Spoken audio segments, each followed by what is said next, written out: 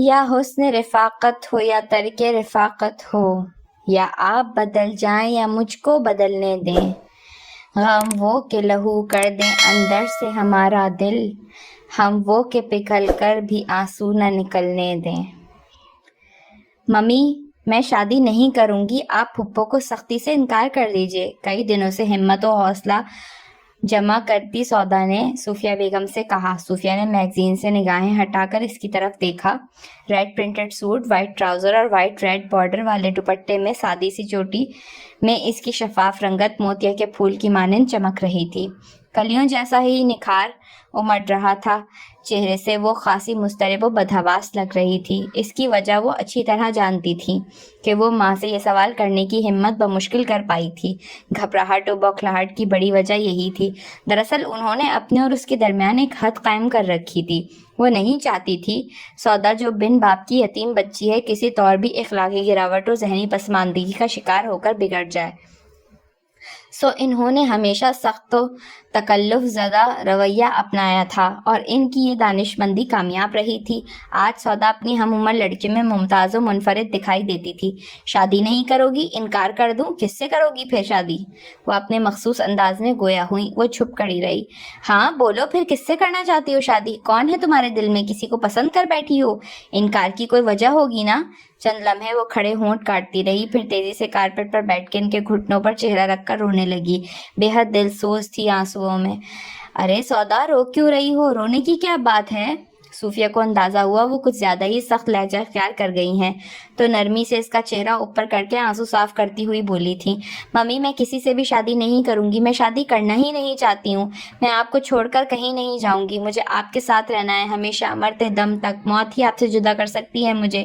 وہ محبت سے ان کا ہاتھ تھام کر روتی ہوئی بولنے لگی، میری بچی، اللہ تمہیں صحت و سلامتی عطا کرے ایمان کے ساتھ، ابھی تمہاری عمر ہی کیا ہے، مرنے کی عمر تو میری ہے، ممی پلیز ایسی باتیں مت کریں۔ وہ اور زیادہ رونے لگی۔ بے فکر رہو سودا، میں اس رشتے پر راضی نہیں ہوں، اچھی کی لالچی فطرت سے پوری طرح آگاہ ہوں میں، وہ ایسی ظالم و بے رحم عورت ہے جس نے اس وقت مجھے دھکے دے کر نکالا جب میرے خاوند کو دنیا سے گئے دوسرا دن تھا، فقط ایک شال کے علاوہ کوئی دوسری چیز اس نے میرے گھر سے مجھے اٹھانے نہیں دی تھی، میرے گھر کا دروازہ مجھ پر اور میری بچی پر بند کر دیا تھا۔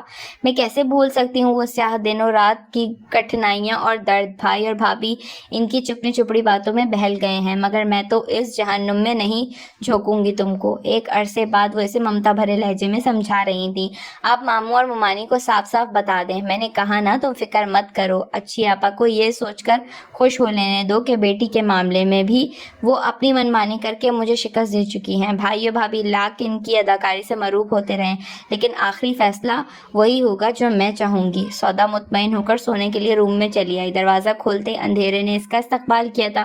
اس نے لائٹ روشن کی تو مائدہ کا بیڈ خالی تھا۔ اس کو حیرت ہوئی تھی کیونکہ وہ خواہ کتنی رات تک جاگتی رہے مگر بیڈ سے جدا ہونا اس کو گوارا نہ تھا، اور اب 12 بج رہے تھے اور وہ غائب تھی۔ پہلے اس نے سوچا کہ دیکھے کہ وہ کہاں ہے، لیکن پھر خیال آیا کہ کچھ عرصے سے اس کے بگڑے تیور ہیں، اس کا دل کرتا تو اس سے اچھے موڈ میں بات کرتی، وگرنہ اکثر تو وہ اس سے دور دور ہی رہا کرتی تھی۔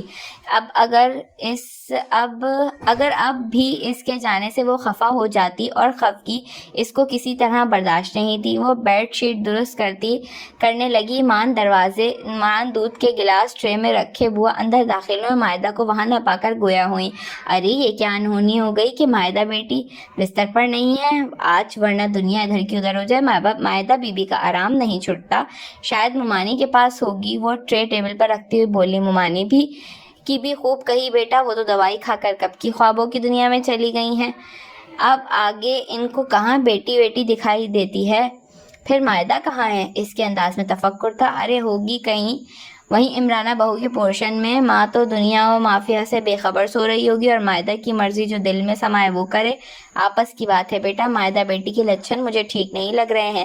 وہ بہت دھیمے متفکر انداز میں بولی، وہ بدل گئی ہیں، ہر وقت غصہ ان کی ناک پر رہنے لگا ہے، اب تو ہمارا بھی لحاظ نہیں کرتی، جو دل کرتا ہے بول دیتی ہے، پہلے ایسی نہیں تھی، اداب والی بچی تھی، یہ جب سے خالہ کے ہاں آنا جانا شروع کیا ہے تب سے ہی بالکل بدل کر رہ گئی ہے۔ بوا کی بات بالکل درست تھی، یہ تبدیلی وہ بھی نوٹ کر کر رہی تھی، لیکن بوا کو اس نے کوئی جواب نہیں دیا۔ بوا کی ہاں میں ہاں ملانے کا مطلب تھا وہ اور بھی شدت سے وہ مائدہ کی نقل و حرکت پر نگاہ رکھتی اور پھر سب کے ہی گوش گزار کر یہ باتیں ہونے لگتی جو غیر مناسب بات تھی۔ بوا کے جانے کے بعد دل کے ہاتھوں مجبور ہو کر وہ مائدہ کو تلاش کرتی اوپر پورشن میں آئی اور مائدہ روم میں بے حس و حرکت پڑی تھی۔ اس نے وہیں سے چیخنا شروع کر دیا تھا۔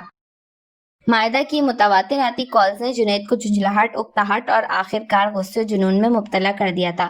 شروع میں وہ زید سے چھپ رہا تھا، جان بوجھ کر اس کا سامنا نہیں کرنا چاہتا تھا، کہیں وہ سمجھ نہ جائے، اس کو خبر نہ ہو جائے اور ایسا ہوا تو اس کی دوستی ٹوٹ جائے گی، وہ اس پر لعنت بھیجتا ہمیشہ کے لیے اس سے دور ہو جائے گا، اور یہی خوف اس کو آج اپنی سب سے بڑی بے وقوفی لگ رہی تھی۔ وہ عقل مندی کا مظاہرہ کرتا ہوا پہلی کال پر ہی اس کو اعتماد میں لے کر سب بتا دیتا تو بات اتنی آگے نہیں بڑھتی۔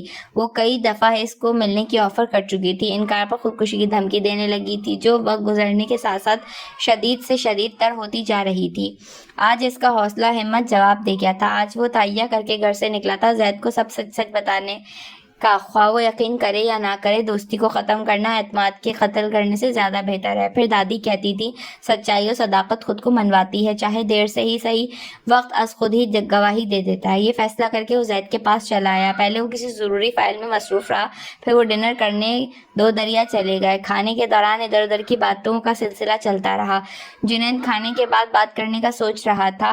پہلے بات ہو جاتی تو اس کو علم تھا وہ کھانا ہرگز نہ کھاتا۔ اب کھانے کے بعد کافی کا دور ختم ہو گیا تھا۔ ماں نے اس نے سنجیدگی سے کہا، زید، اس نے سنجیدگی سے اس کی طرف دیکھتے ہوئے ابتدا کی، ارے کیا ہوا، تم اس قدر سنجیدہ کیوں ہو؟ کافی کا سپ لیتے ہوئے اس نے چونک کر کہا، ایک بات کرنا چاہتا ہوں تم سے۔ شور، وائی ناٹ، سوری یار، میں پہلے تائی کی بات سن لوں پھر تمہاری بات سنتا ہوں۔ اس نے اسکرین پر نام دیکھ کر سیل کان سے لگایا اور دوسرے لمحے وہ گھبرا کر اٹھا، ہاتھ میں پکڑا مگ چھوٹ گیا۔ میں آ رہا ہوں، اس نے عجلت میں کہا۔ جیب سے والیٹ نکالا، ایک بڑا نوٹ نکال کر ایشٹرے کے نیچے دبا دیا۔ واٹس اپ، کچھ بتاؤ گے نہیں؟ وہ تیزی سے اس کے ساتھ چلتا ہوا بولا، کس کی کال تھی، کیا ہوا؟ وہ دوڑنے کے انداز میں چل رہا تھا۔ تائی کی کال آئی تھی، کہہ رہی تھی مائدہ کو کچھ ہو گیا ہے۔ اس کی آواز میں سخت پریشانی اور اضطراب تھا۔ کیا ہو گیا ہے؟ وہ بدحواسی اور خوف نے ایک دم ہی اس پر حملہ کیا تھا۔ خطرے کی گھنٹی ہر سو بجتی سنائی دے رہی تھی۔ اس کو محسوس ہونے لگا کوئی انہونی ہوئی ہے۔ مائدہ نے اپنی دھمکیوں کو عملی جامہ پہنا دیا ہے۔ تائی نے ہاسپٹل آنے کو کہا ہے۔ وہ بے حد ڈسٹرب لگ رہی تھی۔ زید اس حد تک پریشان تھا کہ اس نے جنید کی غیر معمولی پریشانی اور خوف کو محسوس بھی نہیں کیا تھا۔ وہ ہوٹل سے نکل کر پارکنگ کی طرف بڑھ گیا۔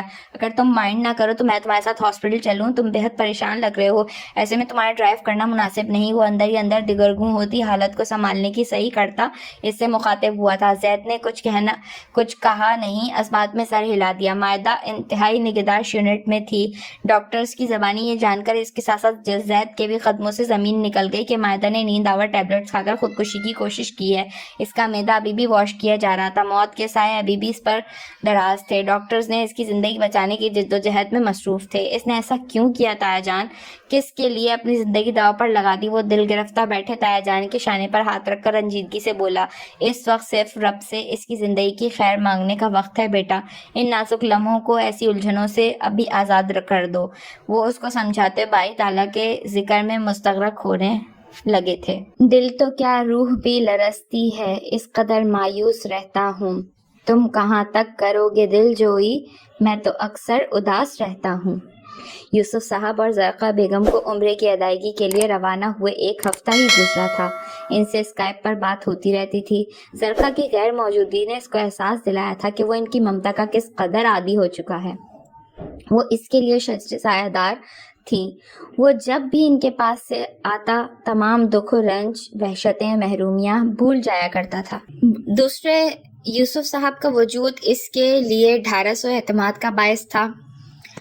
ان دونوں کی غیر موجودگی اس کو مضطرب و تنہائی سے دوچار کرتی۔ گھر اس کو کھانے کو دوڑتا تھا۔ سامیہ آنٹی کی سوشل ایکٹیویٹیز اتنی زیادہ تھیں کہ ان کی عدم توجہی کی وجہ سے لارب اخلاقی طور پر تباہ ہو کر رہ گیا تھا۔ اب بھی ان کی ویسی ہی مصروفیات تھیں۔ انکل بزنس کے چکروں میں رات گئے گھر آتے تھے۔ لارب کی اپنی مصروفیت تھی۔ اس کے شب و روز عموماً باہر ہی گزرتے تھے۔ اس محل نما گھر پر ملازمین کا راج تھا۔ बड़ी बेगम साहिबा के जाने के बाद हर तरफ वीरानी उदासी छा गई है। अभी इनको गए 1 हफ्ता ही हुआ है, नौफिल 3 हफ्तों में उदासी और बढ़ जाएगी। अमीना ने चाय का मग इसके आगे टेबल पर रखते हुए कहा, आप भी वही सोच रही हैं अमीना भी जो मैं सोच रहा हूँ? वो सेल फोन रखता हुआ बोला।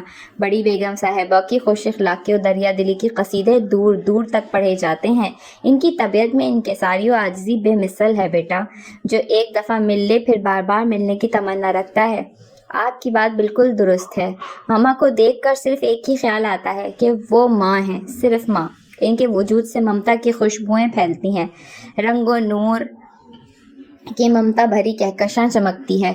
वो चाय के सिप लेता हुआ अकीदत भरे लहजे में गोया हुआ और खासी देर तक वो बैठा अमीना से ममा की बातें करता रहा।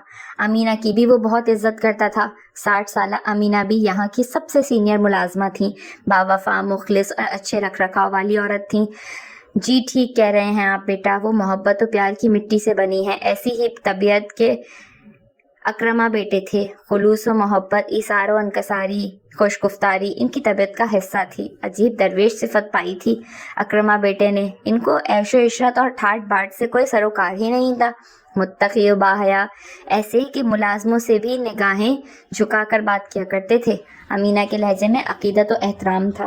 वो हमेशा की तरह बाप के बारे में अच्छी बातें और आला जज्बात सुनकर वक्ती तौर पर उदासी और बेजारी भूल गया था और दिलचस्पी से सुन रहा था। अमीना की गोद में इसका बचपन गुजरा था और वो इसके मिजाज के हर रंग से वाकिफ थी। इसने अज खुद अक्रमा का जिक्र छेड़ा था। जानती थी वो बेशुमार दफ़ा की सुनी हुई बातें इसी शौक ज़ौक से सुनेगा, गोया पहली बार सुन रहा हो। ये बाप से इसकी की जाने वाली मोहब्बत की गवाही थी। पूरे 48 घंटों बाद इसने आंखें खोली थी। डॉक्टर की सख्त जद्दोजहद के साथ साथ इनकी दुआएं भी मुस्तजाब हुई थीं। सबके सुते हुए चेहरों पर जिंदगी और तमानियत के रंग फैल गए थे। इमराना इसके पास से हटने को तैयार नहीं थी। जैद बहन से कोई सख्त बात नहीं करना, वो मौत से लड़कर जिंदगी की तरफ लौटी है। इमराना जैद के अंदर बढ़ती वहशत गुस्से को जांच रही थी। जब सब लोग घर चले गए तो वो तन्हाई मिलते ही लजाजत भरे लहजे में गोया हुई थी। किसने कहा था इसे मौत से लड़ने के लिए? Cool down, relax. मैंने कहा ना इसकी हालत ऐसी नहीं है कि इस अंदाज़ो लहजे में गुफ्तगू की जाए। वो बहुत वीक हो गई है। इन्होंने एक नज़र सोई मायदा को देखा, फिर लपक कर इसके करीब आकर गोया हुई, जो तैश भरे अंदाज में था। मम्मा, क्या खता हो गई है मुझसे? किस जुर्म की सज़ा में मायदा मुझे जहनी अजियत देने लगी है? अभी मैं इस शॉपिंग सेंटर वाले फरेब को हैंडल नहीं कर पाया था कि इसने एक नई अजियत में मुब्तला कर दिया। इसको किस चीज़ की कमी है? कौन सा खला इसकी ज़िंदगी में पैदा हुआ है जिसको पुर करने के लिए इसको खुदकुशी जैसा रुस्वाकुन और हराम फेल सर अंजाम देने की जरूरत पड़ी है? और इसने ऐसा करते वक्त ये भी सोचने की जहमत नहीं की कि खुद को मर जाएगी और साथ में हमें भी जिंदा दरगोर कर देगी। इसका इश्तियाल जुनून में बदल रहा था। आपसे पहले मैंने मालूम किया है मायदा से इसने ऐसा क्यों किया था। वो कह रही थी इसने खुदकुशी करने के लिए नहीं खाई थी टैबलेट्स, बल्कि नींद ना आने की वजह से खाई थी। इन्होंने मोहब्बत से इसके शाने पर हाथ रखते हुए भोलपन से कहा। माँ के चेहरे पर निगाह पड़ते ही इसके अंदर खौलता गुस्से और जुनून का लावा सर्द पड़ने लगा। 48 घंटों तक तने असाब ढीले पड़ने लगे थे, लेकिन एक सवाल हथौड़े की मानंद दिमाग पर ज़रबे लगा रहा था कि मायदा ने खुदकुशी क्यों की, इसके पीछे क्या वजह है। मायदा की तरफ से बदगुमान नहीं हो, आपके अलावा कौन है इसका? वो इसकी पुश्त थपथपाते हुए आहिस्तगी से बोली। इसने ऐसा क्यों किया ममा? वो इनका हाथ थामकर रंजीदगी भरे लहजे में गोया हुआ। इसकी निगाहें बेसुध पड़ी मायदा के चेहरे पर थीं, जहाँ मौत की जर्दी अभी भी मौजूद थी। मैंने बताया ना, नींद ना आने की वजह से इसने टैबलेट्स खाई थी। और मम्मा, इसने एक नहीं 2 बल्कि पूरी बोतल खाली कर दी थी। हाँ, इसको क्या मालूम कितनी मिकदार में खाई जाती हैं। मायदा बेवकूफ़ भी तो बहुत है। खैर, मेरी बच्ची को नई ज़िंदगी मिली है, इस खुशी को मैं इसकी गलती को माफ़ कर दूंगी। भाई बहनों से नाराज़ नहीं हुआ करते। वो इसकी उलझनों तफक्कुरात से बेनियाज मायदा को इसके गैज़ गज़ब से बचाने की सही में लगी हुई थी। आपको मेरी कसम है ज़ैद, आप मायदा से कुछ नहीं पूछेंगे। अभी तो इसने खुदकुशी नहीं की, फिर कहीं खौफ से खुदकुशी ही ना कर ले। ठीक है, जो आपका हुक्म। वो गहरी सांस लेकर रह गया। रिजवाना अपनी दोनों बेटियों के हमरा चली आई थी। वो कुछ देर वहाँ ठहर कर ऑफिस चला गया था।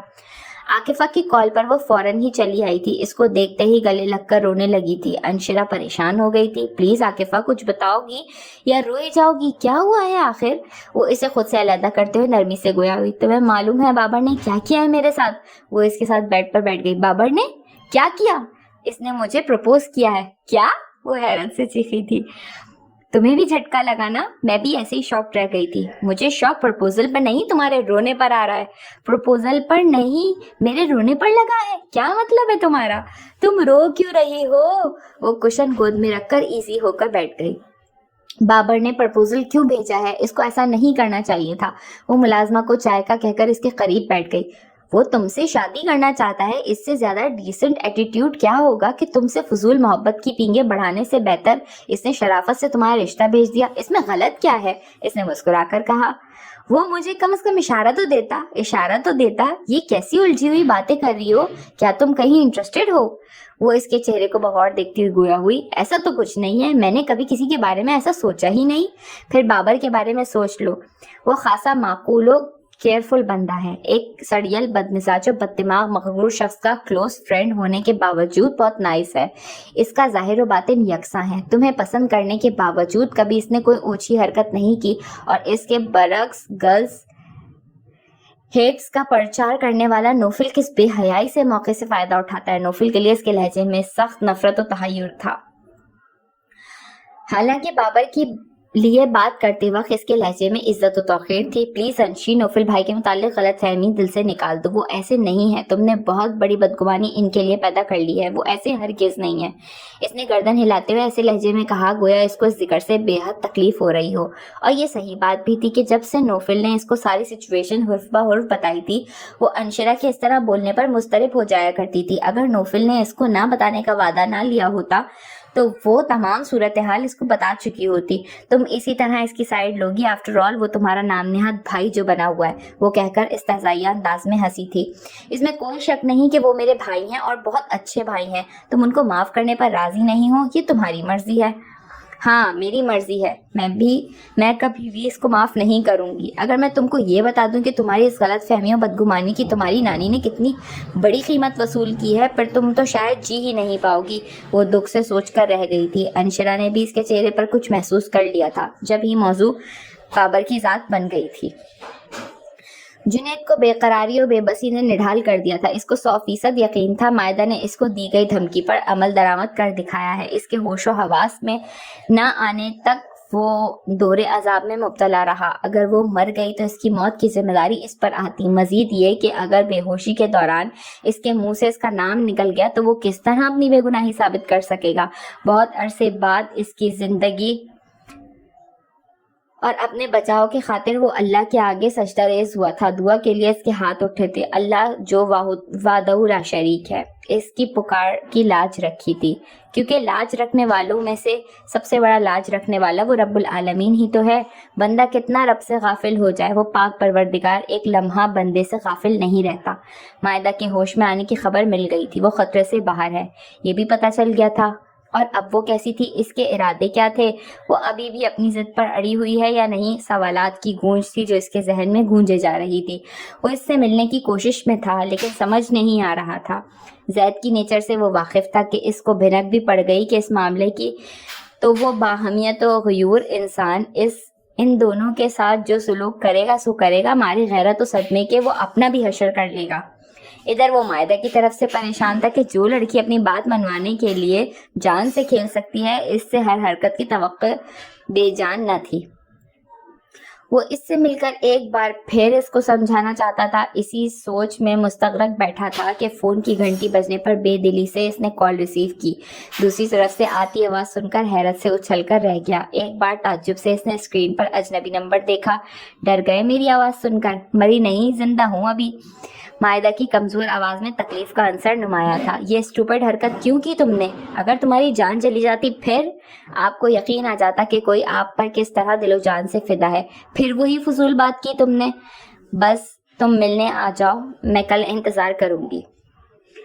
आजकल मौसम बहुत खुशगवार हो रहा है, कोई पिकनिक का प्रोग्राम बनाते हैं। लारे अपने ऊपर देखते हुए जहां आरा से कहा, जहां आसमान स्याह बादलों से ढका हुआ था। धीमी धीमी चलती खुशबू भरी हवाओं के साथ नन्ही नन्ही बूंदें क्रिस्टल के चमकदार मोतियों की मानंद गिर रही थी। वो इस वक्त लॉन में बैठे पकौड़ों, समोसों और चाय से लुत्फानंदोज हो रहे थे। बाली और अंशरा मार्ट तक गई थी। अरे आपने मेरे दिल की बात कह दी। मुझे भी ऐसे भीगे भीगे मौसम में साहिल समंदर पर जाना बेहद पसंद है। कितना अच्छा फील होता है ना जब कदमों में पानी होता है और आसमान से भी पानी गिर रहा होता है। जहां आरा नौजवान दोशीज़ा की तरह इठलाकर गोया हुए। जी चलें फिर अभी चलते हैं। वो इधर उधर देखता हुआ गोया हुआ। मैं चेंज करके आती हूँ, फटाफट फिर चलते हैं। वो साड़ी संभालती उठ खड़ी हुई। लारा ने इनको खड़ा होते देखकर तेजी से कहा, आंटी साहिल समंदर पर तन्हा जाने का मजा नहीं आता। वहां तो फैमिली के साथ ही इंजॉयमेंट होती है। हम दो किस तरह एंजॉय करेंगे? आप अंशी और बाली को भी ले लें, वो भी मौसम एंजॉय कर लेंगी हमारे साथ। अंशी को कुछ शॉपिंग करनी थी, वो बाली के हमरा मार्ट तक गई है। अंशी को सैरो तफरी का बिल्कुल भी शौक नहीं है और वो नहीं जाएगी तो बाली भी जाने से इनकार कर देगी। इनका इंतजार करना फजूल है। उनको बखूबी इल्म था कि अंशरा लारैब के साथ हरगिज नहीं जाएगी, कि वो इसकी नापसंदीदगी से अच्छी तरह वाकिफ थी। लेकिन लारैब को साफ मना करना भी इनको खसारा महसूस होता था। वो बात बनाकर गोया हुई। Very amazing. Cool girl enjoyment के बिना किस तरह रह सकती है? वो ऐसी ही सरफिरी है। दुनिया से अनोखी और निराली हरकतें हैं इसकी। ये आपकी बात बिल्कुल दुरुस्त है। वो कॉमन गर्ल नहीं है। कोई ख़ास बात है इसमें, एक ऐसी अट्रैक्शन जो बंदे के सीधे दिल पर जा लगती है और दिल संभाले संभलता नहीं है। वो दिल पर हाथ रखकर आह भरते हुए बोला, लगता है शायरी करनी भी आ गई है आपको। जहां आरा मुस्कुराते हुए गोया हुई। मैं शायर तो नहीं मगर वो हंसी, जब से देखा मैंने उसको मुझको शायरी आ गई। मैं आशिक तो नहीं मगर वो हंसी, जब से देखा मैंने उसको मुझको आशिकी आ गई। वो आंखें बंद करके इसके तसव्वुर में गुम होकर गाना गुनगुनाने लगा था। वाह वाह, बहुत खूब। वो खासी मुतासिर हो गई। आपने देखा मेरा क्या हाल हो गया अंशरा की मोहब्बत में। मैं इसको अंशरा नहीं अप्सरा कहूँगा, जिसने मेरा सुख और चैन लूट कर मुझे पागल कर दिया है, मुझ पर सहर कर दिया है। दिन रात मैं सिर्फ और सिर्फ इसके बारे में ही सोचता रहता हूँ। इसके लहजे में बेकली और बेचैनी थी। मैं आपके जज्बात से अच्छी तरह वाकिफ़ हूँ लारैब, फिर आप इसको समझाती क्यों नहीं? वो जज्बुस हुआ। मैं इसको किस तरह समझा सकती हूँ बेटा? ये आपके लिए कोई मुश्किल काम नहीं है आंटी। वो मुतहय्यर हुआ। मोहब्बत इस ताली का नाम है जो दोनों हाथों से बजाई जाती है और अंशी के हाथ पकड़कर ये ताली बजवाई नहीं जा सकती। अभी आपने कुछ देर कबल कहा था कि अंशी कोई आम लड़की तो है नहीं। वो महज सूरत और किरदार में ही नहीं, बददिमागी और बदलिहाजी में भी आम लड़की से मुख्तलिफ है। ये रूप भी आप इसका देख चुके हैं, किस तरह इसने मेरे सामने आपके मुंह पर थप्पड़ मारा। वो ऐसी ही लड़की है। इन्होंने एक ऐसे नापसंदीदा लम्हे की याद दिलाई कि वो होंठ काट कर रह गया, फिर तौक़ुफ़ के बाद गोया हुआ। मैं जिस बेहमियती और से इसका थप्पड़ बर्दाश्त कर गया था, वो मेरी बेइज्जती नहीं बल्कि मेरी मोहब्बत का सबूत था। इस मोहब्बत का जो बेतहाशा मैं इससे करता हूँ। जैद मायदा की इस जानलेवा हरकत से बुरी तरह डिस्टर्ब होकर रह गया था। इसने ऐसा क्यों किया? किस परेशानी में मुब्तला है वो, जिससे पीछे छुड़ाने के लिए इसको मौत को गले लगाना आसान महसूस हुआ? वो इसी गौर व फिक्र में मुब्तला, भूख और प्यास से बेगाना। 3 दिन बाद इसको ना नींद की हाजत थी ना आराम की तलब। जहन इसका कांटों की तरह चुभने वाले सवालों से लहूलुहान हो रहा था। ज़मरुद और मुन्नस इसको आराम करने की तलकीन करके अपने कमरे में चले गए थे। सूफिया और बुआ किचन में मसरूफ थी। वो बुआ से चाय का कह कर ऊपर चला आया था। इमराना के कमरे का दरवाज़ा खुला हुआ था और उनकी आवाज़ आ रही थी। मैंने कहा ना तुमसे, जाओ यहाँ से, भूख नहीं है मुझे, लगेगी तो खा लूँगी। तुमको मेरे सर पर सवार होने की ज़रूरत नहीं है, जाओ तुम। गो के आवाज़ में वो तनतनाव घनगरज नहीं थी जो उनके मिजाज का खासा थी। दबी दबी कमज़ोर आवाज़ में वो नफरत और बेजारी और झूठ की तू मौजूद थी। मैं चली जाऊँगी, आप खाना खाएं। इन 2-3 दिनों में आपने ढंग से खाना नहीं खाया, बहुत कमज़ोर हो गई हैं आप। सौदा की आवाज़ मोहब्बत और खुलूस से लबरेज थी। वो बाहर रुक गया। तुम कौन होती हो मेरा ख्याल रखने वाली? मेरा ख्याल सिर्फ मेरी बेटी ही रख सकती है, तुम इसकी जगह कभी नहीं ले सकोगी। मुमानी जान, मैं मायदा की जगह लेना भी नहीं चाहती। मैं सिर्फ ये चाहती हूँ आप खाना खाएं, फिर आपको मेडिसिन भी लेनी है। खाने के बाद ये फ्रूट ज़रूर खाइएगा। वो एतमाद और एहतराम भरे लहजे में गोया थी। तुम जाओ यहाँ से, मुझे तुम्हारी शक्ल नहीं देखनी। मुझे मेरी बेटी याद आ रही है, मेरी मायदा, मेरी जान। अगर इसको कुछ हो जाता तो मैं भी मर जाती। वो हिज़यानी अंदाज में चीखते हुए रोने लगी। सौदा इनको रोते देखकर आगे बढ़ी ताकि इसको चुप करवा सके। मान जैद अंदर दाखिल हो गया। اس نے ہاتھ کے اشارے سے اس کو جانے کو کہا اور خود ان کے قریب بیٹھ کر دائیں بازو ان کے حصار میں لیتے ہوئے بولا، مما مائدہ بالکل ٹھیک ہے، ڈاکٹرز نے اوکے کی رپورٹ دے دی ہے، کل یا پرسوں ڈسچارج ہو کر وہ گھر آ جائے گی، آپ اس کی فکر مت کریں، وہ ٹھیک ہے۔ زید اس نے ایسا کیوں کیا؟ آپ نے تو کچھ نہیں کہا تھا اسے۔ وہ اس سے دور ہوتی ہوئی چونک کر گویا ہوئی، کیا مطلب ہے آپ کا مما؟ اس نے تعجب سے دیکھا۔ وہ مجھ سے کئی مرتبہ کہہ چکی ہے کہ آپ کو اس کا خالہ کے گھر جانا افرا اور اروا کے ساتھ رہنا ناگوار گزرتا ہے۔ جس رات اس نے ٹیبلٹس کھائی تھی وہ رضوانہ بجیا کے گھر سے ہی آپ کے ہمراہ آئی تھی۔ ماں کی بات پر اس کو یاد آیا وہ سچ کہہ رہی تھی، کیونکہ اس رات رضوانہ خالہ کے گھر سے واپسی پر اس نے بڑی بے باکی سے اروا کی محبت کا ذکر کیا تھا، اور وہ جو رشتوں ناتوں کی نزاکت و پاکیزگی کا جنون کی حد تک پاس رکھنے کا عادی تھا، برداشت نہ کر پایا تھا اور بہت ہی سخت لہجے میں سرزنش کی تھی تاکہ آئندہ وہ محتاط رہے۔ اگر کوئی بڑا کسی غلط بات کی سرزنش کرے تو خودکشی کر لینی چاہیے۔ اس کا مطلب یہ سب آپ کی وجہ سے ہوا ہے؟ آپ نے ایسا کیا کہہ دیا تھا؟ زید یقیناً کچھ ایسا ہی کہا ہوگا جو وہ ضبط نہ کر سکی، اور موت کو گلے لگانا اس نے بہتر سمجھا۔ آپ نے ایسا کیا کہا تھا مائدہ کو؟ وہ جیسے کرنٹ کھا کر پیچھے ہٹی۔ آپ اتنا ہرٹ کیوں ہو رہی ہیں؟ میں اس کی بہتری کے لیے ہی اس کو سمجھایا کرتا ہوں، اور جو کہا تھا وہ بالکل صحیح اور مناسب تکلم میں تھا۔ ان کو ساری بات سمجھاتے ہوئے وہ سپاٹ انداز میں گویا ہوا۔ واہ بھائی واہ، آپ کو نامعلوم کیا ہو گیا ہے، بہنوں سے بھی کوئی اس طرح کی بات کی جاتی ہے بھلا؟ جتنا اس کو پلکوں پر بٹھا کر رکھا تھا ایک دم ہی پلکوں سے کیا نظروں سے بھی گرا دیا ہے۔ چھوڑے مما، آپ ڈنر کریں، شاید میں اس بار زیادتی کر بیٹھا ہوں، مجھے نہیں معلوم تھا کہ وہ اتنا روڈ بیہیو کروں گا۔ مائدہ سے کی گئی تمام گفتگو لفظ بہ لفظ یاد آنے لگی کہ غصے میں اس کو بہت کچھ کہتا چلا گیا تھا۔ یہ شاید ماں کے آنسو کا اثر تھا۔ زید، میری ساری توقعات، خواب و آرزوئیں فقط آپ کی ذات سے وابستہ ہیں۔ مدثر کی بے وفائی مجھے زندگی کی خوشیوں سے بے نیاز کر چکی ہے۔ اگر آپ بھی ہم سے مس بیہیو کریں گے پھر ہم ماں بیٹی اسی طرح زندہ رہنے سے زیادہ موت کو ترجیح دیں گے۔ ایسا نہیں ہو سکتا ماما، وہ ان سے لپٹ گیا تھا۔ گڈ، ویری گڈ، یہی بیسٹ اور آنیسٹ طریقہ کار ہے کسی کو اپنی زندگی میں شامل کرنے کا، وگرنہ آج کل جو محبت کے نام پر ہوس و بے حیائی کے کھیل کھیلے جا رہے ہیں ان سے مجھے نفرت ہی نہیں کراہت محسوس ہوتی ہے۔ بابر نے اس کو رشتہ بھیجنے سے آگاہ کیا تو اس نے خوشی کا اظہار کیا۔ عاقفہ بہت سلجھی ہوئی باکردار و باحیا لڑکی ہے، تمہارے لیے بہترین لائف پارٹنر ثابت ہوگی۔ اس ماحول میں ایسی لڑکیاں انمول ہو چکی ہیں، وہ انمول مجھے ہی بے مول کیے دے رہی ہے۔ وہ منہ بنا کر گویا ہوا، کیا کہہ رہے ہو؟ کیا مقصد ہے اس بات کا؟ وہ چونک کر پوچھ بیٹھا۔ کال کی تھی اس نے مجھے اور بے حد بگڑ رہی تھی کہ اس کی پرمیشن کے بنا رشتہ کیوں بھیجا۔ وہ سخت ناراض ہے، وہ کہیں انوالو تو نہیں؟ نہیں، اس نے صاف انکار کر دیا۔ پھر انکار کا کوئی ریزن بھی تو ہوگا، پتہ نہیں، میرا تو انکار سنتے ہی دماغ آؤٹ ہو گیا تھا، پھر میں نے اس سے رابطہ ہی نہیں کیا۔ ٹکرائے جانا کتنا پینفل ہوتا ہے، اس اذیت کو میں رات سے جھیل رہا ہوں اور کسی پل سکون نہیں آ رہا۔ دل کی بات جب لوگوں پر آئی تو درد چہرے پر پھیل گیا۔ تم پریشان مت ہو، میں خود عاقفہ سے بات کروں گا۔ مجھے فیل ہو رہا ہے کوئی وجہ یا الجھن ضرور ہے جو اس نے انکار کیا ہے۔ بابر کے بجھتے چہرے میں اس کو اپنے باپ کا چہرہ دکھائی دینے لگا، وہ بھی محبت کے جواب میں مما کی بے رخی اور بے اعتنائی سے اسی طرح پسر مردہ دکھائی دیتے تھے اور افسردہ اداس ہو جایا کرتے تھے۔ تم بات کرو گے عاقفہ سے؟ تم بات کرو گے؟ اس کے انداز میں استعجاب و تحیر مچل اٹھا تھا۔ ہاں، تم اتنا حیران کیوں ہو رہے ہو؟ میں بات نہیں کر سکتا؟ مجھے یقین نہیں آ رہا، تم کو جذبات و احساسات سے بے نیاز کوئی پتھر دل رکھنے والا بندہ سمجھتا تھا۔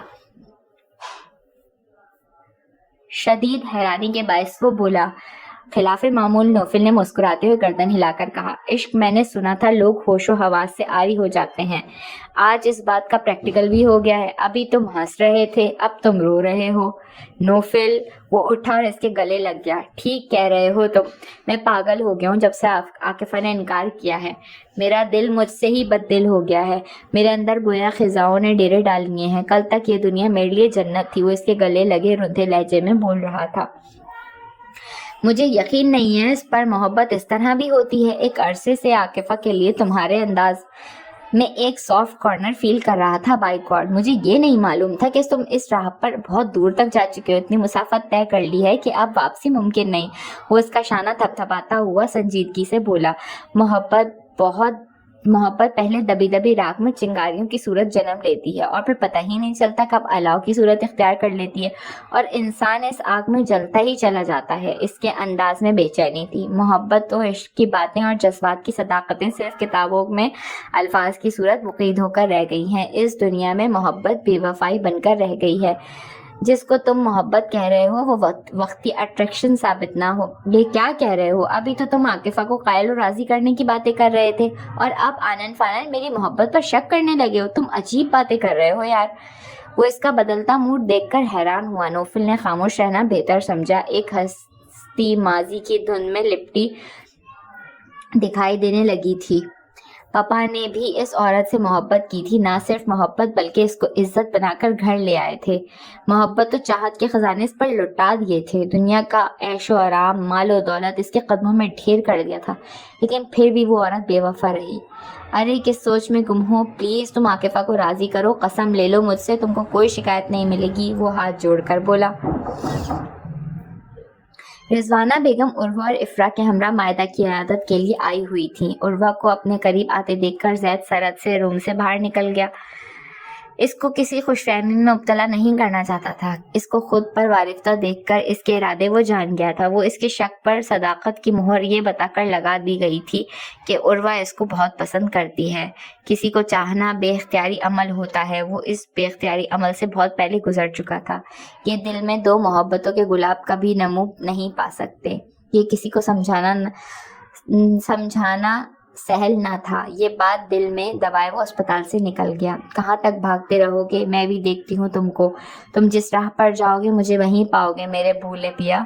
عروہ نے دور تک اس کی پشت کو گھورتے ہوئے دل میں سوچا تھا۔ عمرانہ مائدہ سے پوچھا، اس نے ایسی جان لیوا حرکت کیوں کی؟ رضوانہ زید کی جاتے پرتجسس انداز میں مخاطب ہوئی۔ کوئی خاص بات نہیں بچیا، زید نے اونچی آواز میں ڈانٹ دیا تھا۔ بھائی کی ڈانٹ برداشت نہیں کر پائی اور غصے میں دین کی گولیاں کھا لی۔ آپ کو تو معلوم ہے زید کی تیز نظر برداشت نہیں ہوتی مائدہ کو، پھر اس کی ڈانٹ برداشت کرنا ممکن ہی کہاں ہے؟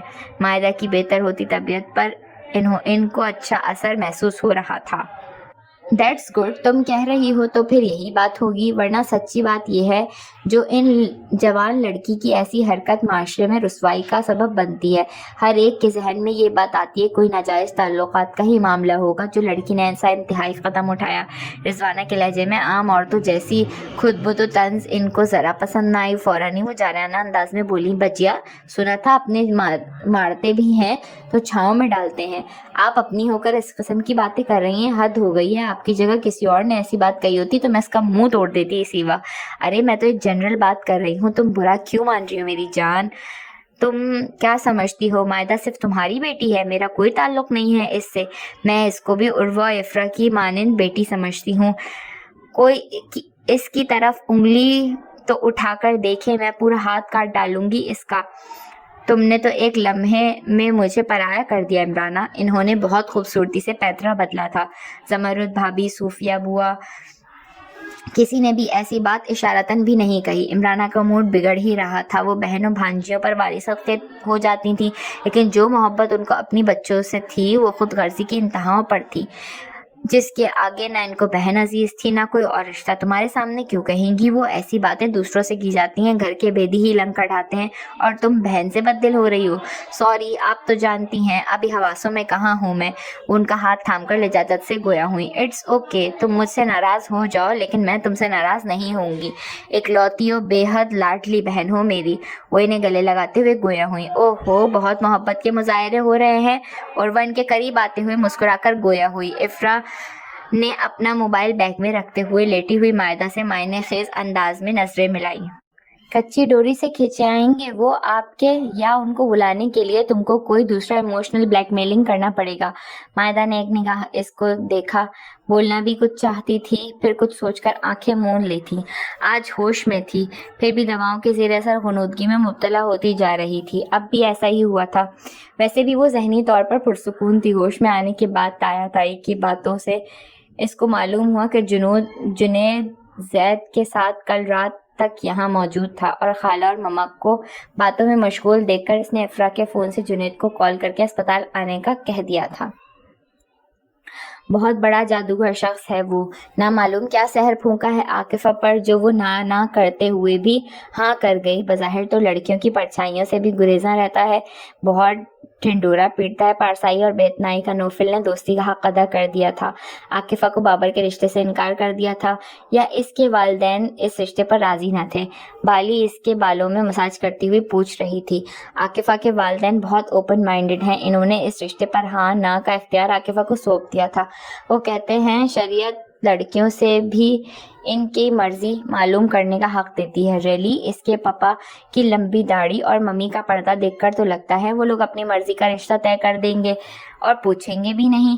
وہ لوگ بہت اچھے اور بہت پولائٹ ہیں، لبرلزم کی لاج رکھنے والوں سے بالکل مختلف اور بہترین پایا ہے میں نے ان لوگوں کو۔ خلوص و مروت کی مہک ان کے وجود بھیگے رہتے ہیں۔ جب ان کو معلوم ہوا ہے میری ممی ڈیڈی نہیں ہے، وہ مجھے عاقفہ جیسی محبت و پیار دیتے ہیں۔ اخلاقی پاسداری اور مذہبی رواداری خال ہی باقی رہ گئی ہے، وگرنہ ہمارا معاشرہ، ہماری اقتدار پاتال کی طرف روا دوا ہیں۔ عاقفہ کی منگنی میں چلنا ہے تمہیں، اس نے بہت اصرار کیا ہے۔ بالی مساج سے فارغ ہو کر اس کے لمبے گھنے گولڈن سلکی بالوں میں برش کرتی رہی تھی، اس کے انداز میں بہت نرمی و محبت تھی۔ شور میں تمہارے ساتھ جاؤں گی، نانو نے پہلے ہی انکار کر دیا ہے، ان کو اپنے چمچے کی فرمائشوں سے فرصت ملے تو ہمارا خیال بھی آئے گا نا، بس ہر وقت لاریب لاریب ہی پکارتی رہتی ہیں، یہ لوگ خاندانی جادوگر ہیں۔ وہ منہ بنا کر بولی تو بالی بے ساختہ ہنسی تھی۔ تم بھی جس سے دشمنی کر لو پھر اللہ ہی اس کا حافظ ہوتا ہے، کیا مقصد اس بکواس کا؟ میں جھوٹ کہہ رہی ہوں؟ وہ بالوں کا سادہ سا جوڑا بناتی اٹھ کھڑی ہوئی۔ مان جہاں آرا اچھے موڈ کے ساتھ کمرے میں داخل ہوئی۔ میں آج گولڈن بیچ گئی تھی لاریب کے ہمراہ۔ اوف، بہت خوبصورت جزیرہ ہے، صاف شفاف پانی، ماحولیاتی آلودگی سے پاک، لگتا ہی نہیں وہ پاکستان کا حصہ ہے۔ کراچی کا ساحل سمندر ہے، تمام رستہ بے حد حسین و دلکش ہے، رنگ برنگے پہاڑ، سبزہ اور اونچا نیچا رستہ۔ نانو آپ اس بندے کا پیچھا چھوڑ کیوں نہیں دیتی؟ انشرا کا موڈ بری طرح آف ہو گیا تھا لاریب کے ذکر پر۔ تمہاری طرح میرا دماغ خراب نہیں ہوا ہے، بالکل پاگل لڑکی ہو تم، لمحے بھر میں موڈ خراب کر دیتی ہو۔ وہ اتنا نائس لڑکا ہے، تم ہی بلا وجہ سے دشمنی کر کے بیٹھ گئی ہو، حالانکہ وہ تمہیں اور بالی کو ساتھ لے جانے کا کہہ رہا تھا، میں نے ہی بہانوں سے ٹال دیا۔ ان کے ابرو تن گئے۔ مر کر بھی میں اس کی یہ خواہش پوری نہیں ہونے دوں گی، کمینہ کہیں کا۔ اس کی زبان سے نکلنے والا ہر لفظ نفرت و حقارت سے بھرا ہوا تھا۔ ماسی آئیں، میں آپ کا سوٹ نکال دیتی ہوں، آپ بات لے لیں، اتنے میں ملازمہ چائے تیار کر کے لے آئے گی۔ بالی نے ان کے اور انشرا کے بگڑے تیور دیکھ کر آگے بڑھ کر جہاں آرا کا ہاتھ پکڑا اور کمرے سے نکل گئی۔ بالی تم ہی سمجھاؤ نا اس سرپھیری لڑکی کو، کیوں اپنے نصیب کو ٹھوکر مار رہی ہے؟ لاریب کروڑوں کی جائیداد کا تنہا وارث ہے، اور سب سے پائیدار بات یہ ہے کہ وہ انشی پر دل و جان سے فدا ہے، وہ یہاں آتا ہی انشی کی خاطر ہے۔ اب تم خود دیکھو، وہ اس کی خاطر کار ڈرائیور اس نے رکھا ہے، بنا کہے ہر چیز کا خیال رکھتا ہے، باتوں باتوں میں کئی بار وہ کہہ چکا ہے انشرا اس کی بن گئی تو ساری جائیداد وہ اس کے نام کر دے گا۔ انہوں نے اندر آتے ہی دروازہ لاک کیا اور بالی کے ہاتھ پکڑ کر بیٹھتے ہوئے بڑے پیار بھرے لہجے میں بولی، وہ مجھ سے زیادہ تمہاری بات مانتی ہے، تمہارے کہے پر عمل کرتی ہے، تم اس کو سمجھاؤ، کسی بھی طرح لاریب کی محبت اس کے دل میں جگانے کی کوشش کرو، اس میں ہم دونوں کا بھی بہت فائدہ ہے۔ ایک دم ہی ان کی آنکھوں سے جھرجھر آنسو بہنے لگے تھے۔ نہ تمہارا کوئی ہے، نہ ہی کوئی سگا کفالت کرنے کے لیے موجود ہے، اب انشی ہی سونے کی چڑیا ثابت ہو سکتی ہے ہمارے لیے۔ ممانی جان، بڑے ماموں نے مدثر ماموں کو بتایا معاہدہ کے بارے میں؟ وہ کافی عرصے سے یہاں نہیں آ رہے۔ سودا نے زمرد بیگم کو میڈیسن دیتے ہوئے استفسار کیا۔ مونس نے کال کی تھی، معلوم ہوا مدثر بھائی کی طبیعت ٹھیک نہیں ہے، پھر ان کو بتانا مناسب نہیں لگا، مدثر پہلے ہی ہارٹ پیشنٹ ہے، ایسی خبر ان کے دل پر بجلی بن کر گرتی اور مسئلہ خراب ہو جاتا۔ شاہ زیب مری گیا ہوا ہے، وگرنہ وہ بڑے طریقے سے مدثر کو سمجھا کر ہاسپٹل لے آتا۔ جی آپ آرام کر لیں، میں گرم دودھ کر کے لا رہی ہوں۔ سودا بیٹی، تم کو اس بات کا معلوم ہے کہ معاہدہ نے ایسا کیوں کیا؟ کوئی پریشانی یا دباؤ ہے اس پر؟ وہ اس کے ملکوتی چہرے کو دیکھتے متفکرانہ انداز میں گویا ہوئی۔ وہ نہ کسی دباؤ میں تھی اور نہ ہی پریشانی کا ذکر کیا تھا۔ پھر ایسا کیوں کیا اس نے؟ نہ اپنی زندگی کا خیال کیا، نہ ہماری عزت کا۔ وہ تو اللہ کا شکر ہے جو نئی زندگی بخش دی، ورنہ ہم لوگوں کو کیا بتاتے، کس طرح لوگوں کے سامنے اپنی ناموس کو उजला रख पाते। इन सवालों ने इन सब लोगों को ही निढाल कर रखा था। बज़ाहिर एक दूसरे की हिम्मत बंधाते, लेकिन दिल ही दिल में सब खौफ थे। अल्लाह ऐसे लोगों को किसी के सामने जलील और रुस्वा नहीं कर सकता। वो मानी जो दूसरों के ऐबों पर पर्दा डालते आए हों। आपने कभी किसी के लिए बुरा नहीं किया। मामू जान खामोशी से ज़रूरतमंदों की मदद करते हैं और जैद भाई आधी रात को दूसरों के काम आते हैं। अल्लाह अपने अच्छे बंदों को कभी तन्हा नहीं छोड़ता। सो इसने पर्दा पोशी की। इसके मुस्तहकम लहजे में अल्लाह पर मुकम्मल यकीन और एतमाद था। सच कह रही हो बेटी, मालूम नहीं कहाँ कहाँ और किस किस मुकाम पर अल्लाह हमें गिरने से बचाता है, नागहानी आफतों बलाओं से महफूज रखता है। हम जान ही नहीं पाते हमारा रब कितना रहमान और रहीम है। इसकी इनायत और नवाजिशों की कोई इंतहा ही नहीं है। मैं इसका शुक्र अदा करने सारी ज़िंदगी सजदों में गिर जाऊं और इसका शुक्र अदा करूं, फिर भी इसका शुक्र अदा नहीं कर पाऊंगी। मारे मोहब्बत और शुक्राने के इनकी आंखों में आंसू बहने लगे थे। सौदा भी अपनी आंसुओं पर ज़ब्त न कर सकी और दोनों मिलकर रोने लगी थी। सौदा का दिल तो वैसे ही भरा हुआ था। मायदा की इस हरकत ने इसको भी सहमा कर रख दिया था। जब से वो हॉस्पिटल से आई थी इसे किसी पल चैन नहीं था। वो बुआ के साथ घर पर ही थी, दुआएं मांग मांग कर वक्त गुजारा करती थी।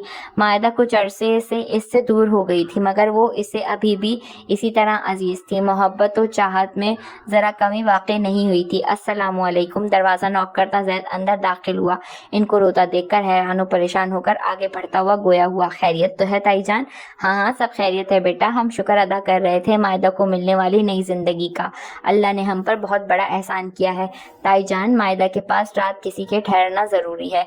अगर मैं रुक गया तो वो रिलैक्स नहीं रह पाएगी। वो अभी भी मेरी मौजूदगी में घबराई हुई रहती है। शायद वो समझ रही है कि मैं इसकी किसी हरकत पर खफा हूँ।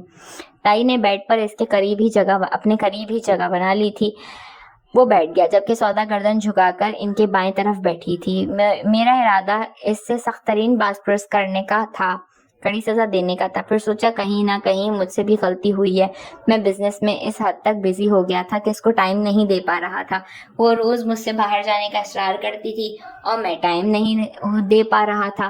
कभी बहलाता रहता, कभी टालता रहता और मेरी इस टाल मटोल ने इसको खाला के घर का रास्ता दिखा दिया और फिर इसने मुझसे कहना ही छोड़ दिया।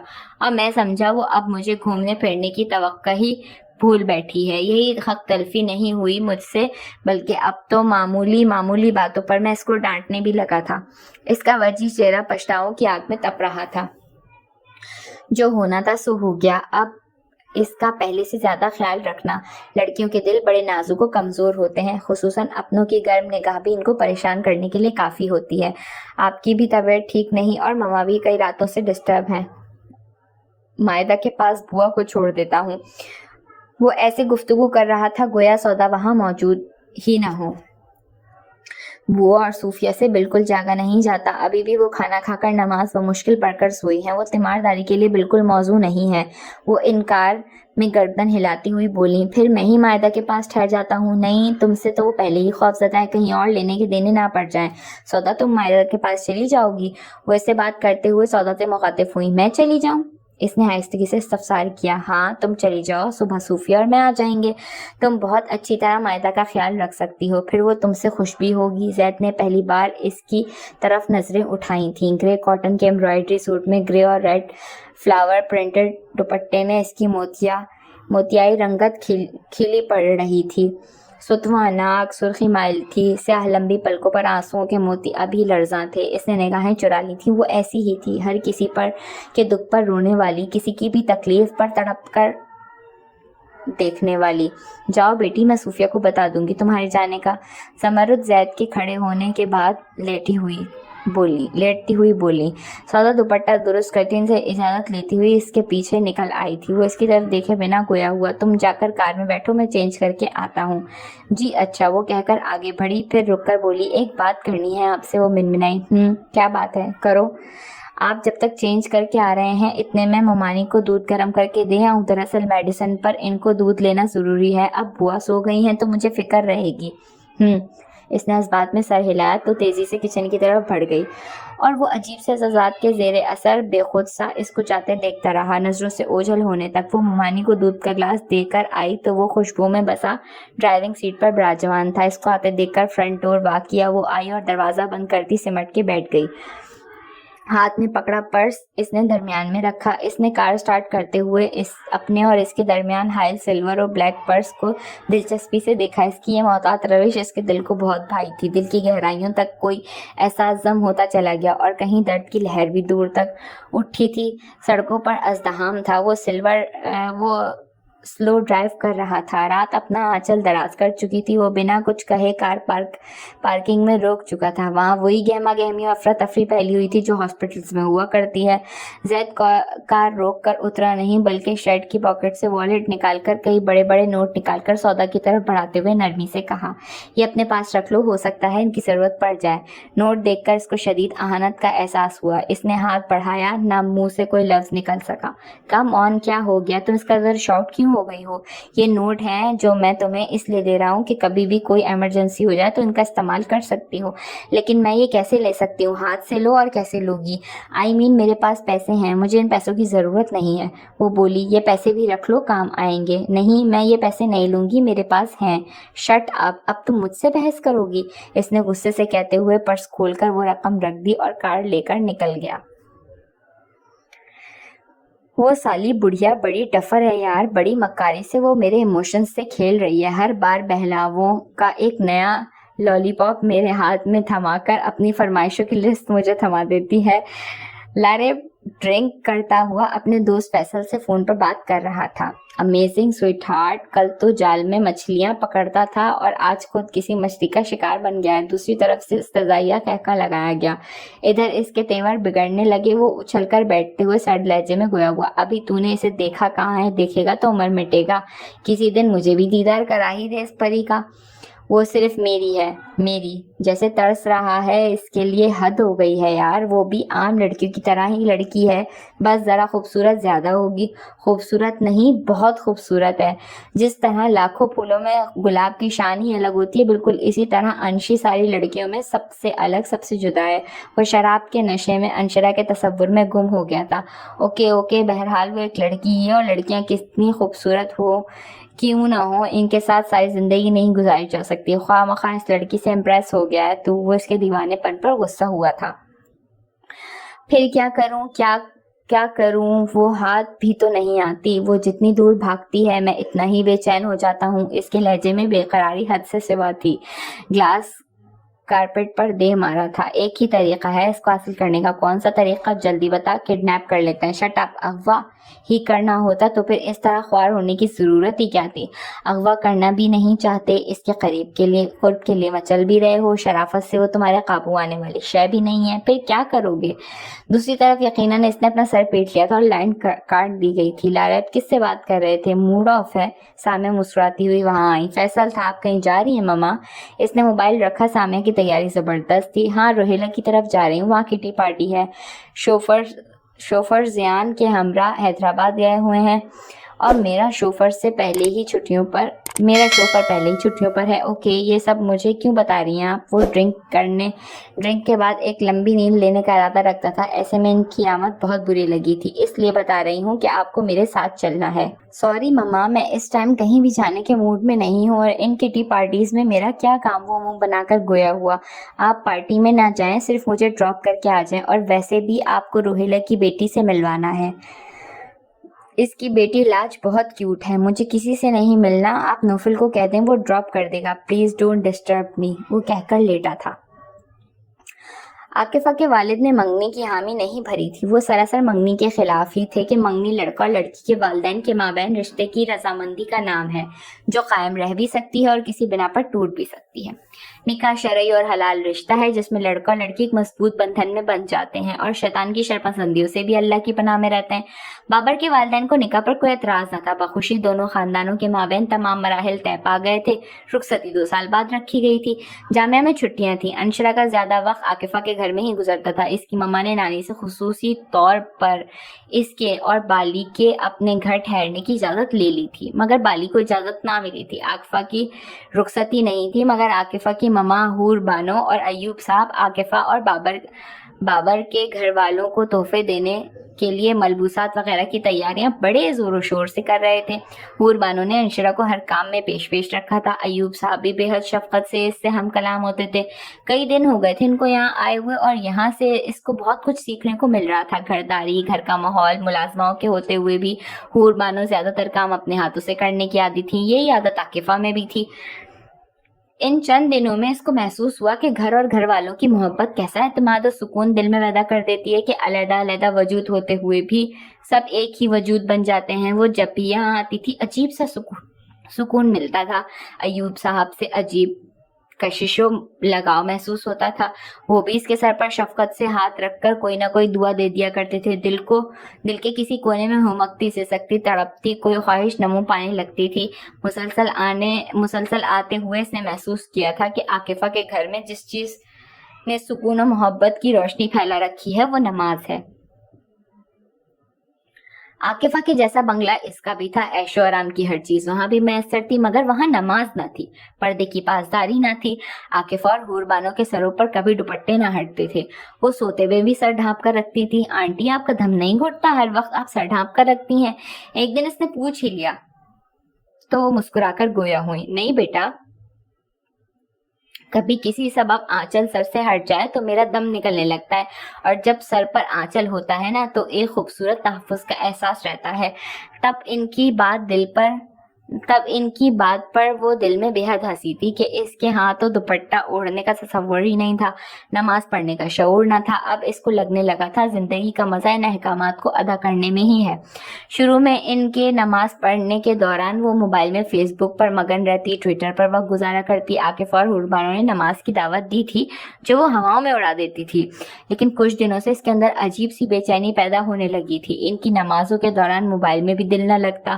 وہ دوسرے روم میں چلی جاتی، کسی کام میں مصروف ہونے کی کوشش کرتی، لیکن کچھ بھی اچھا نہ لگتا۔ بس کوئی انجانا سا جذبہ، کوئی دھیمی سی مہک اس کے روم سے پھوٹا کرتی تھی۔ کل بھی اس کی یہی حالت تھی، جس سے گھبرا کر وہ گھر چلی آئی۔ پھر گھر آ کر دل عجیب سی وحشت کا شکار ہو گیا تھا۔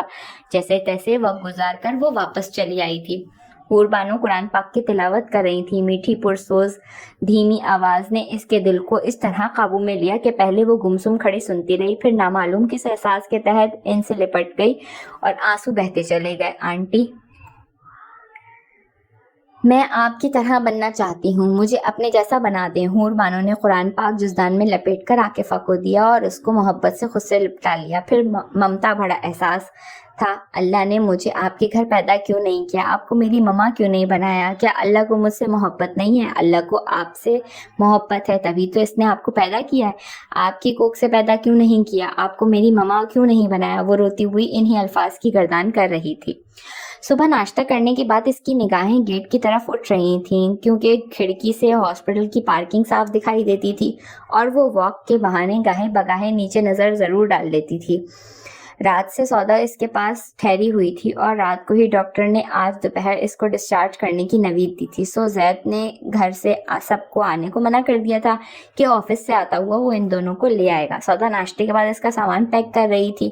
وہ اس سے نگاہیں بچا کر جنید کی کار کا انتظار کر رہی تھی۔ پھر اس کے دل کی کلی کھل اٹھی، جنید تیزی سے کار سے باہر نکل رہا تھا۔ سودا کافی بنا کر لاؤ، میرا دل چاہ رہا ہے، اور سنو خوب 15-20 منٹ تک بوائل کرنا، اچھی طرح سے، جاؤ جلدی جاؤ۔ پلٹ کر اس سے مخاطب ہوئی تھی۔ اس کے حکمی انداز میں محسوس کی جانے والی الجھن و بے چینی تھی۔ پھر اس نے خود ہی کیٹل اور دیگر سامان نکال کر اسے پکڑایا اور دروازے تک اس کے پیچھے آئی۔ سودا اس کی جلد بازی، گھبراہٹ بہت عجیب سی لگی تھی۔ پھر سودا کے جانے کے چند سیکنڈ بعد جنید وہاں آیا تھا۔ یہ کیا بے وقوفی کی حرکت کی ہے تم نے؟ اس نے آتے ہی کہا۔ اوفو، پھر وہی ڈانٹ، غصہ، جانتے ہیں موت کے منہ سے نکل کر آئی ہوں، طبیعت پوچھنے کے بتایا شروع ہو گئے۔ ٹائم نہیں ہے زیادہ، زید کے پاس سے آ رہا ہوں، وہ آفس سے نکلنے والا ہی ہے یہاں آنے کے لیے تاکہ گھر لے جا سکے۔ وہ اضطراب بھرے انداز میں ادھر ادھر دیکھتا ہوا بولا۔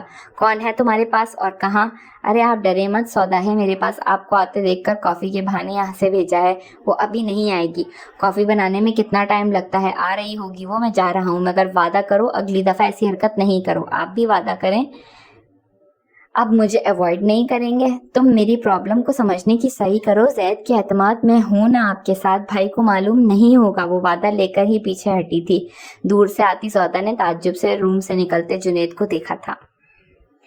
بابر کے کسی قریبی عزیز کی اچانک ہو جانے والی ڈیتھ کی وجہ سے نکاح کا پروگرام ملتوی کر دیا گیا تھا۔ انشرا نے حور بانو سے دین کی تعلیم لینی شروع کر دی تھی۔ جہاں آرا نے مذہبی اقتدار و احکامات سے اس کو بہرا رکھا تھا اور اب نئے سرے سے وہ قرآن پاک کی تعلیم حاصل کر رہی تھی۔ وضو و غسل کے فرائض، نماز کی ادائیگی کا طریقہ، ایک کے بعد ایک وہ اس کو سمجھا رہی تھی۔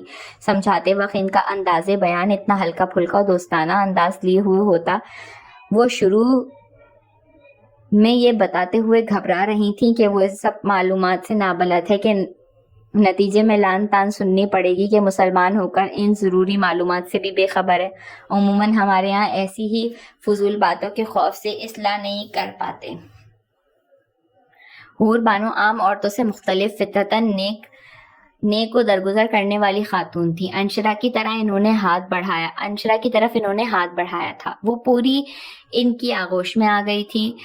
بہت تیزی سے وہ مذہبی امور سیکھ رہی تھی۔ وہ جو سیکھتی وہ بالی کو بھی سکھا دیتی تھی۔ یہ سب جہاں آرا سے مخفی تھا۔ نانی گھر میں نہیں تھی۔ مان بالی فقط چہرہ لیے اس کے پاس آئی۔ انشی ماسی نے تمہارا سودا کر دیا اور جانتی ہو کس کے ساتھ؟ انشی نماز ادا کر کے اٹھ رہی تھی، بالی کی طرف دیکھتی رہی۔ کیا بکواس کر رہی ہو؟ میرا سودا کر دیا ہے؟ کیا کر رہی ہے؟ مجھے یقین نہیں آ رہا، لیکن میں نے خود سراج ماما اور ماسی سے کو فون پہ بات کرتے ہوئے سنا ہے۔ وہ دوسرا پلان بنا رہے ہیں نوفل کو بلیک میل کرنے کا۔ نوفل؟